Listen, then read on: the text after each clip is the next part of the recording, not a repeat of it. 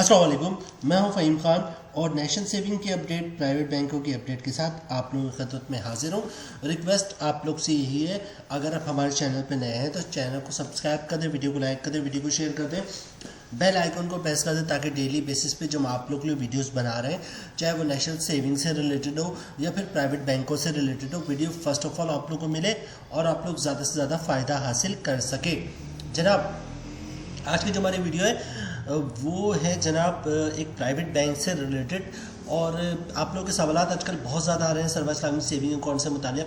तो हम ज़रा ये जो आज की मेरी प्रोडक्ट है जिसका प्रॉफिट रेट बहुत शानदार है, पाकिस्तान में जितने बैंक जो प्रॉफिट दे रहे हैं उसमें टॉप प्रॉफिट में इसका शुमार होता है कि इसका प्रॉफिट जो है वो टॉप है, ठीक है, मतलब बहुत ज़्यादा प्रॉफिट इसका अच्छा है। इसको हम सर्वा इस्लामिक सेविंग अकाउंट से भी कंपेयर करेंगे, चूँकि आप लोग की रिक्वायरमेंट है, इतने सवालात आप लोग सर्वा इस्लामिक सेविंग अकाउंट से मुतालिक आप लोग कर रहे हैं, बहुत ज़्यादा सवालात कर रहे हैं सर्वा इस्लामिक सेविंग अकाउंट से मुतालिक, ठीक है। तो हम इसको भी इसके साथ कंपेयर करेंगे। दूसरी बात ये है कि इसका मुनाफा जो है वो 1 मार्च से जो है वो थोड़ा सा चेंज हुआ है, तो उस पर भी डिस्कस करेंगे। अच्छा, चेंज होने के बाद भी इसका बहुत शानदार मुनाफा है, ठीक है जनाब। तो वीडियो स्टार्ट करते हैं और देखते हैं कि हमें क्या गाइडलाइन मिलती है।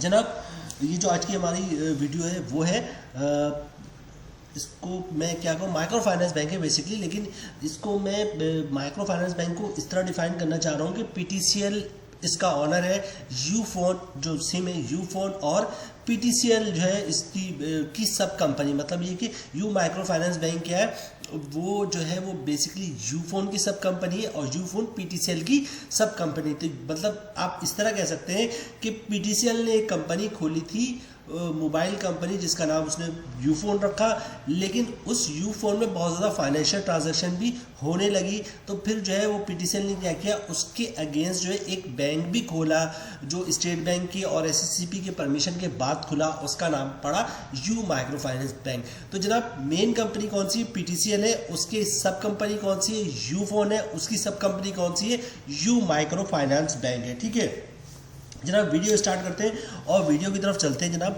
स्क्रीन पे आप लोग को दिख रहा होगा समर टर्म डिपॉजिट अकाउंट, इसका नाम नोट कर लें। यूफोन की ये प्रोडक्ट है जो है वो सबसे ज़्यादा मुनाफा दे रही थी पाकिस्तान के जितने, अभी भी बहुत बड़ा मुनाफा, मतलब 22% का मतलब है। सर्वा इस्लामिक सेविंग अकाउंट में हमें क्या मिलता है, 20.50%। तो इस वक्त भी जो है वो 20%, मतलब सर्वा इस्लामिक सेविंग अकाउंट से 1.5% ज़्यादा मुनाफा दे रहे हैं। लेकिन 1 मार्च से जो है अपने मुनाफे में कमी की है, ये इससे पहले दे रहे थे 22.50%। 0.5% जो है वो यू माइक्रो फाइनेंस बैंक ने इसके मुनाफे में कमी कर दिया और वो 22.5% से 22% पे आ गया। बहुत बड़ी कमी नहीं की है, लेकिन फिर भी माइनस से कमी जो है वो कर दी है। तो जनाब 22.5% से 22% पे ये आ गया है, ठीक है। फिर भी ये सर्वा इस्लामिक सेविंग अकाउंट से बहुत आगे चलते जनाब, इसकी डिटेल्स में देखते हैं इसकी क्या इन्होंने हमारे साथ शेयर की है अपडेशन, ठीक है। क्या कह रहे हैं, summer is a monthly payment term deposit product. Summer क्या है, समर से मुराद समर टर्म डिपॉजिट अकाउंट, ठीक है। ये मंथली प्रॉफिट इसका आपको मिल रहा होता है, एक ऐसी प्रोडक्ट जिसका आपको मंथली प्रॉफिट मिल रहा होता है। उसके बाद आगे चलते हैं। This product can be availed by the customer of age 80 years and above. वो लोग जिनकी उम्र 18 साल या 18 साल से ज़्यादा है वो ये प्रोडक्ट में इन्वेस्टमेंट कर सकते हैं। To lie them to put their saving in a secure term deposit to earn profit on monthly basis. वो लोग ये इस अकाउंट में इन्वेस्टमेंट कर सकते हैं ताकि जो आपकी जो इन्वेस्टमेंट है वो सिक्योर्ड हो, ठीक है, और इसका आपको मंथली प्रॉफिट मिले। सबसे अच्छी बात है इसका प्रॉफिट आपको मंथली मिलता है, ठीक है। The investment can be done for the tenure of 12 months, मतलब 1 साल, 2 साल और 3 साल के लिए जो है वो समर टर्म डिपॉजिट अकाउंट में जो आप इन्वेस्टमेंट कर सकते हैं। अच्छा, प्रॉफिट रेट चूँकि आपको यहाँ पे दिख रहा है, इसका प्रॉफिट रेट थोड़ा सा माइनस से कम किया इन्होंने, 22.5% होता था ये 1 मार्च से पहले, मतलब 29 फरवरी तक जो इसका प्रॉफिट रेट था वो 22.5% था। अब इन्होंने थोड़ा सा कम करके जो है हालात को देखते हुए इन्होंने 22.5% को 22% में पे लेकर आ गए, मतलब थोड़ा सा कम कर दिया। प्रॉफिट इसका मंथली मिलेगा आपको, ठीक है जनाब। अच्छा, मिनिमम इन्वेस्टमेंट जो है वो पहले भी 10,000 थी, अभी भी 10,000 रुपये है, ठीक है। और जो टेनर है, मतलब 1 साल, 2 साल और 3 साल की आप इन्वेस्टमेंट कर सकते हैं, तो वो टेनर इसी तरह बरकरार, मतलब 1 साल, 2 साल और 3 साल के लिए आप इसमें इन्वेस्टमेंट कर सकते हैं। अच्छा, no maximum limit on investment, मतलब आप 1 रुपये से, 1 रुपये तो नहीं क्योंकि कम से कम लिमिट जो 10,000 रुपये है, तो 10,000 रुपये से लेकर आपके पास जितने पैसे हो, क्योंकि मैक्सिमम की कोई लिमिट नहीं है, तो 10,000 से लेकर 10 लाख या 10 करोड़ रुपये भी हो तो आप इन्वेस्टमेंट कर सकते हैं किसमें, समर टर्म डिपॉजिट अकाउंट में, ठीक है। अच्छा, उसके बाद आखिरी पॉइंट की तरफ चलते हैं। आखिरी पॉइंट में क्या करें, profit withdrawal option through ATM card and cheque book, ठीक है। आप जो प्रॉफिट किससे निकलवा सकते हैं, ATM कार्ड से निकलवा सकते हैं और चेक बुक से निकलवा सकते हैं। अच्छा, एक दो चीज़ों में इसमें और ऐड करूँगा कि अगर आप, चूँकि इसका ये आप लेते हैं समर टर्म डिपॉजिट अकाउंट, ठीक है, मतलब बेसिकली सर्टिफिकेट है, तो इस सर्टिफिकेट को आपको लेने के लिए क्या करना पड़ेगा जनाब, आपको इस सर्टिफिकेट लेने के लिए पहले आपको एक अकाउंट खुलवाना पड़ेगा, या तो करंट खुलवाएंगे आप या सेविंग खुलवाएंगे, ठीक है। उसके बाद ये आप सर्टिफिकेट ले सकते हैं, ताकि पहले आप उस अकाउंट में पैसे जमा करवाएंगे और जब ये आप सर्टिफिकेट लेंगे तो वो अकाउंट आपका डेबिट होगा, वहाँ से पैसे कट जाएंगे और आपको उसके अगेंस्ट सर्टिफिकेट मिल जाएगा। इसी तरह होगा क्या, प्रॉफिट भी आपके अकाउंट में आएगा, ठीक है। तो अकाउंट आप 2 टाइप से खुलवा सकते हैं, सेविंग का और करंट, ठीक है। अगर करंट खुलवाते हैं तो कोई मसला ही नहीं है, उसमें ज़कात डिक्लेरेशन फॉर्म की ज़रूरत नहीं पड़ती। अगर सेविंग अकाउंट खुलवाएंगे तो फिर आपको ज़कात अंडरटेकिंग फॉर्म भी जमा करवा देगा, अदरवाइज ज़कात कट जाएगी। ये तो एक बात होगी। दूसरी बात कर लेते हैं जनाब, दूसरी बात ये कि ये आप समर टर्म डिपॉजिट अकाउंट के लिए आपको करना क्या, आप मतलब किस तरह अपना अकाउंट खुलवा सकते हैं, ठीक है। तो यू माइक्रो फाइनेंस बैंक की किसी भी ब्रांच का आप विजिट करें, शनाख्ती कार्ड की कॉपी साथ लेके जाएं, ठीक है। एक अकाउंट अपनी form you micro finance bank के लोग खुद देते हैं सबको, ठीक है, तमाम फिलअप करके ही देते हैं। अब तो तमाम ब्रांचेज यही कर रही है, तो फिलअप करके देंगे। आपने सिर्फ फॉर्म पे साइन करना है, शनाख्ती कार्ड की कॉपी देनी है, ओरिजिनल शनाख्ती कार्ड दिखाना है। अच्छा, इसके अलावा जो डॉक्यूमेंट्स रिक्वायर्ड है वो इनकम प्रूफ की चाहिए होते हैं, ठीक है। तो इनकम प्रूफ के लिए आपकी क्या डॉक्यूमेंट आप दे सकते हैं, आप जॉब कार्ड की कॉपी दे सकते हैं, आप जो है आपकी जो सैलरी आती है सैलरी स्लिप की कॉपी दे सकते हैं। अगर ये दोनों चीज़ें ना हो तो कंपनी से एक लेटर ले लें कि हमारा एम्प्लॉय है, इसकी इतनी सैलरी है और इसका जो है आप अकाउंट खोल दो तो इंशाल्लाह आपका अकाउंट खुल जाएगा, ठीक है।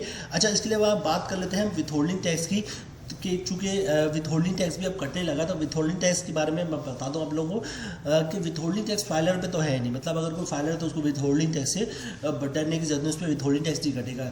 और जो नन फाइलर है उन पर विथहोल्डिंग टैक्स कटता है, वो भी कब कटता है, अगर नन फाइलर, गौर से सुनिएगा, अगर नन फाइलर कैश पैसे निकलवाता है, कैश पैसे 50,000 रुपये से ज़्यादा, भले से 1 रुपये ज़्यादा हो, तो फिर उस पर विथहोल्डिंग टैक्स लग जाता है 0.6%, मतलब 1 लाख पे 600 रुपये के हिसाब से विथहोल्डिंग टैक्स लग रहा होता है, ठीक है। तो आप चाहते हैं अगर नन फाइल है तो विथहोल्डिंग टैक्स से बचना, तो आप ये करें, पर डे 50,000 या 50,000 से कम की ट्रांजैक्शन करें, या फिर कैश की ट्रांजैक्शन ना करें, चेक बुक से, ATM से, चेक बुक से, डिमांड ड्राफ्ट से, पे ऑर्डर से, इनसे आप पैसे ट्रांसफर करेंगे तो विथहोल्डिंग टैक्स से आप बच सकते हैं। अच्छा, इसके अलावा मैं बता दूं, जो ये प्रोडक्ट है समर टर्म डिपॉजिट अकाउंट, इस पे जो है वो जाहिर सी बात है ज़कात से आप बच सकते हैं, विथहोल्डिंग टैक्स से आप बच सकते हैं, लेकिन इनकम टैक्स आप हूँ या मैं हूँ, इनकम टैक्स तो भरना ही भरना है, ठीक है। तो फाइलर पे 15% है, नन फाइलर पे 30% है। तो अभी हम चलते हैं कैलकुलेशन की तरफ और देखते हैं 1 लाख पे कितना प्रॉफिट बनता है। उसके अलावा मैं आप लोगों को बताऊँगा इस पर कंपाउंड प्रॉफिट अगर आप हासिल करना चाहें या इफेक्टिव इंटरेस्ट रेट हासिल करना चाहें तो वो क्या होता है, और इफेक्टिव इंटरेस्ट रेट के बाद जो है वो 22% से तकरीबन 24% तक प्रॉफिट जाएगा आपका। तो 24% का प्रॉफिट कितना होता है, प्रॉफिट बहुत शानदार है, यानी कि 0.5% कम करने के बावजूद भी 22% बहुत ज़बरदस्त प्रॉफिट है इसका, ठीक है।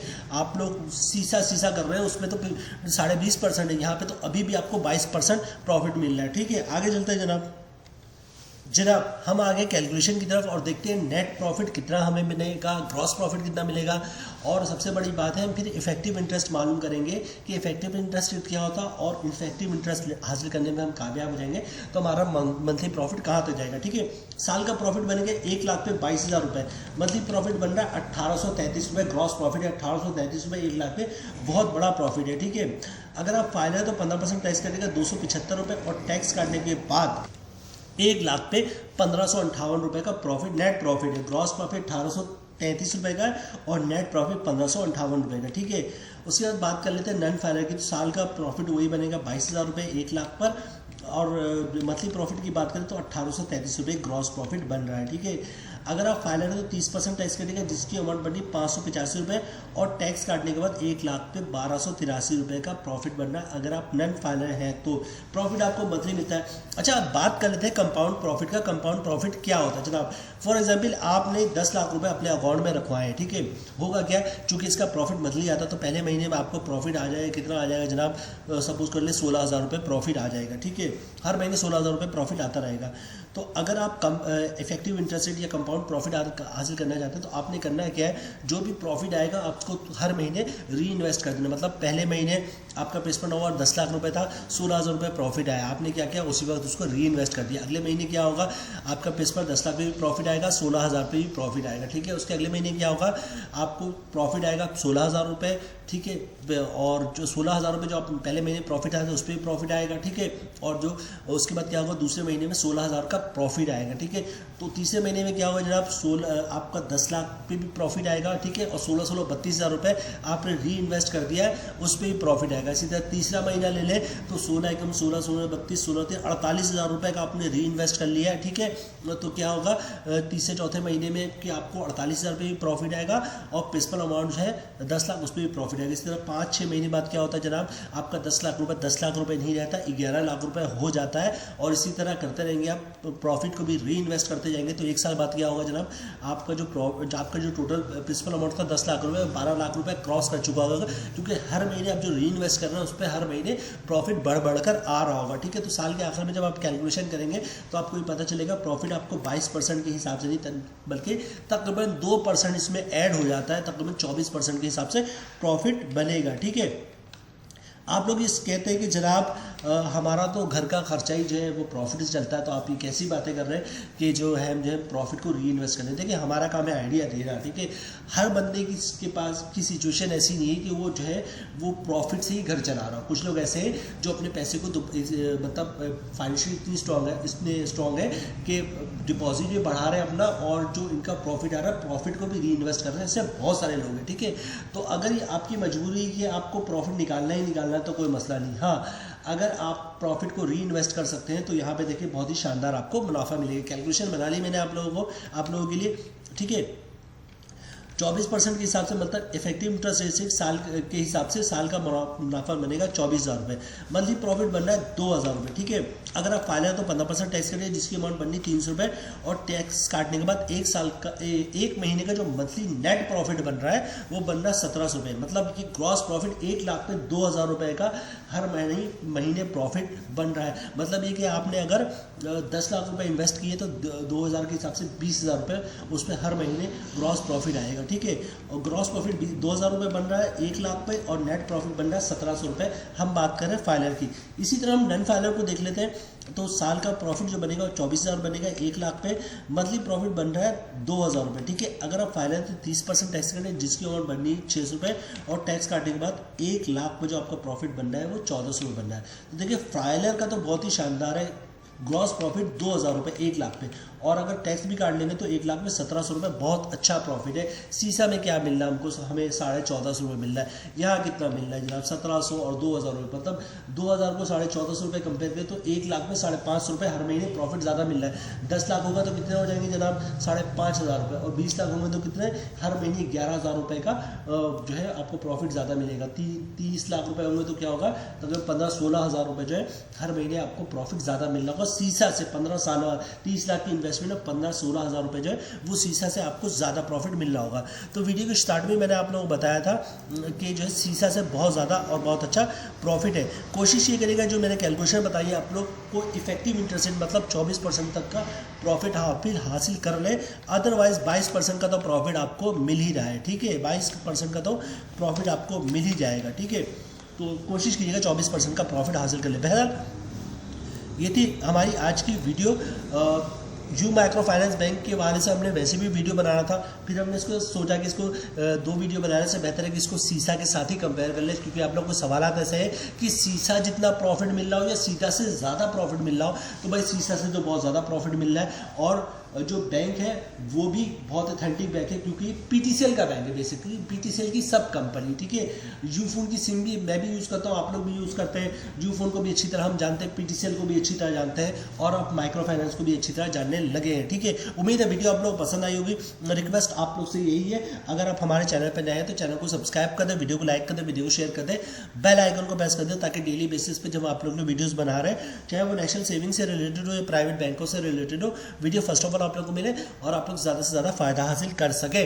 मिलते हैं नेक्स्ट वीडियो में, चलो तब तक के लिए अल्लाह हाफिज़।